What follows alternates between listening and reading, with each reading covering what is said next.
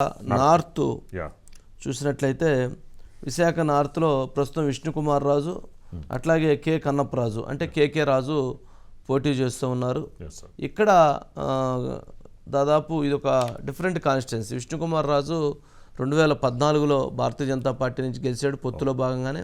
2019లో ఆయన టీడీపీ అక్కడ ఆయన టీడీపీ గెలిచింది.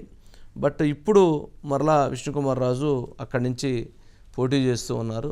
బట్ కేకే రాజు గతంలో పోటీ చేసి ఓడిపోయి ఉన్నాడు. అవును సార్. కొంత సింపతి ఆయన మీద కొంత కలిసి వస్తుంది అనేటువంటి భావన ఉంది.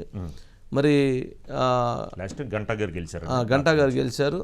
బట్ గెలిచేటువంటి ఎడ్జి అంటే అక్కడ భారతీయ జనతా పార్టీ సింబల్ ఒకటి, విష్ణుకుమార్ రాజు గారి మీద ఆయన ఇండివిజువల్గా ఆయనకి ఒక మంచి పేరు ఉంది. సరే ఆయన కష్టపడతారు, పోరాడతాడు అనేటువంటి అభిప్రాయం ఉంది. కానీ కేకే రాజు ఒకసారి ఓడిపోయాడు అనేటువంటి సింపతి ఉంది.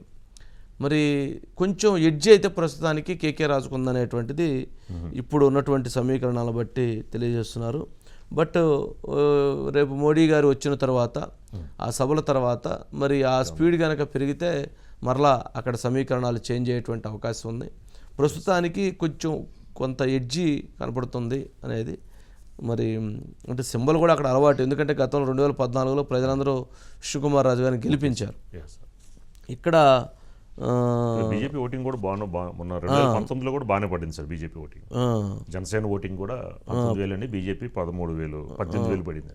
మరి 18,000, 19,000, 65,000 దాదాపు ఈ రకంగా చూస్తే మరి ఇక్కడ కూడా కేకే రాజు ఓడిపోవటం కనిపిస్తుంది. బట్ విష్ణుకుమార్ రాజు గెలిచేటువంటి అవకాశాలు కూడా కనపడుతున్నాయి అనుకోవచ్చు. ఇక నెక్స్ట్